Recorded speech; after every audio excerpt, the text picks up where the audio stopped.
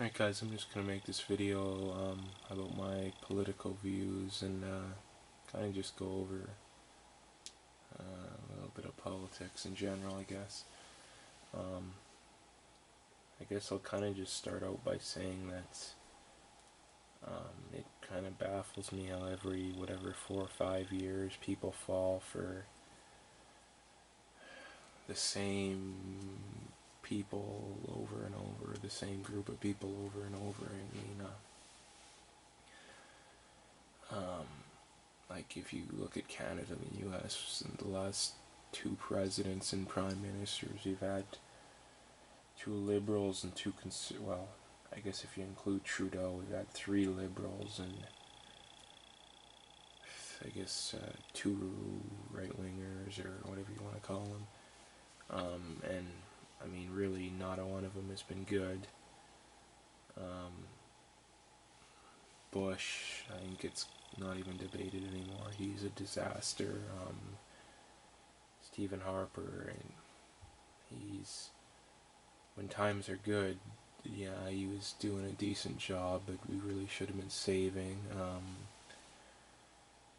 Trudeau is a lot of hype, but he's already, like anyone who knew what they're talking about was saying, he's not going to deliver. I recently heard a story a few days ago about they're way off on their budget, so they're literally not even going to have it balanced by this end of his first term. Well, Obama too. I mean, anyone who thinks he's done a good job is a complete idiot, but debt is way up. Yeah. But I guess like the only real alternative to fix the issue isn't to vote in a mainstream left wing or mainstream right wing, and pretty well every politician is that. We really need some sort of a third party to actually change things up, or a true left or right winger, but those are pretty few and far between. And then that brings in the Libertarian Party, which is probably who I support. I guess I'll just go over a lot of some of their platform, which I agree on pretty well everything, so that's good. First one is basically about their taxes. They'd make a maximum tax rate of 15%, increase the exemption to 17.3 from 11.5, eliminate tax credits, and all forms of corporate welfare. Great point. Audit the Bank of Canada's effect on inflation and gradually phase out government control over the money supply. It's very, very, very, very important point right there. Banks basically control everything about money and the money supply, so that's something that definitely needs to be addressed, but a lot of the mainstream candidates are funded by them, so they'll never talk about it. Environment, they basically,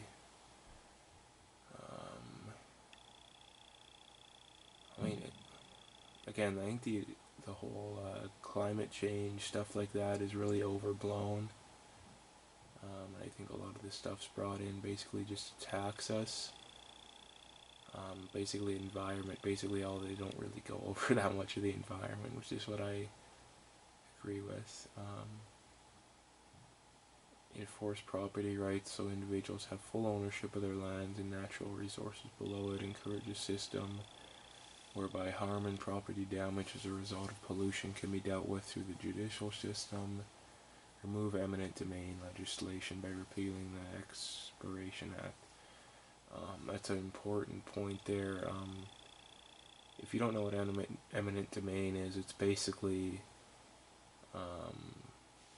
like let's say the government wants to build a new road, and the way they have it drawn up, it basically has to go through your property. They can basically just force you to have the road put through. Now, generally they pay you for it, but usually it's much less than a fair price.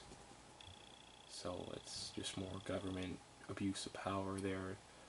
Like, you probably realize the libertarians are generally very small government, anti-big government, which is most people say they're for, but when you actually break it down, they really don't know what the hell they're talking about. So they want to bring troops home, I think obvious. Eliminate forms of government foreign aid.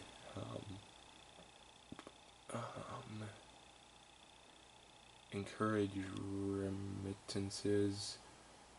Basically, that means is doing so that aid is voluntarily given and done so without ending up in the hands of corrupt governments. End all tariffs on foreign goods. Another good point. Yeah, a lot of the foreign aid we do give is ended up giving to the hands of corrupt governments. So that definitely needs to be ended, but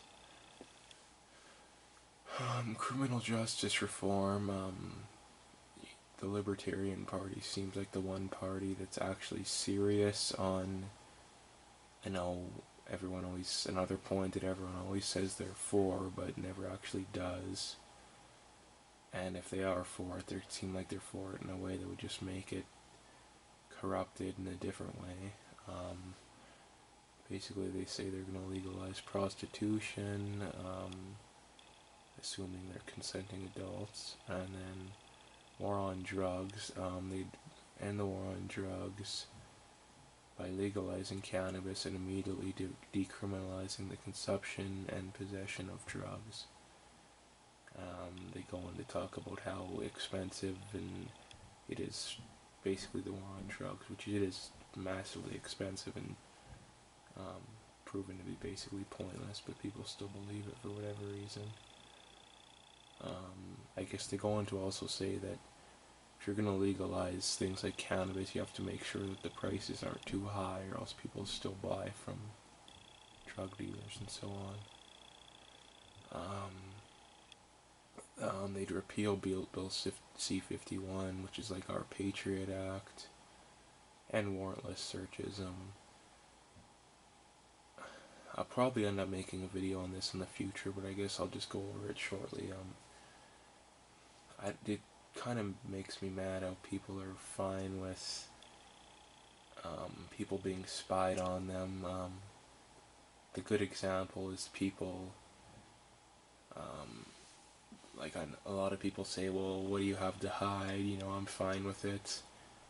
But then you give them the example that if you walked up to their house with in a suit and you look all like you're in the government and with cameras, and you ask them, well, can I set these cameras up in your house? Well, what are they gonna say? I shouldn't even have to answer that, so I'll probably make videos on this in the future. So they are strongly against it too, which is good. Aboriginal affairs.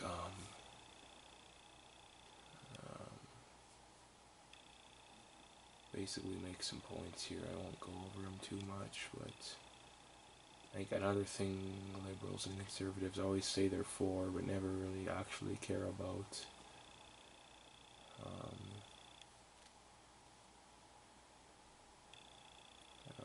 Basically, they realize that government regulatory agencies do more harm than good. Yeah, they're right about that. Sensible firearm law is another good thing about them. What they basically do is repeal Section 91 and 92 to make responsible gun possession legal. Which basically means if you're not a criminal, you can own a gun. Eliminate unfair search and seizure provisions under the Firearms Act, which basically makes citizens labeled criminals before they've even been charged with anything. Healthcare, they're definitely not the socialist, big government healthcare, which is a good thing though. They do have a video about it here, but what they'd want to do is increase choice, allow competition, which obviously would be good. They go on to say the current system costs Canadians approximately $6,000 a year per citizen, not just family or anything like that.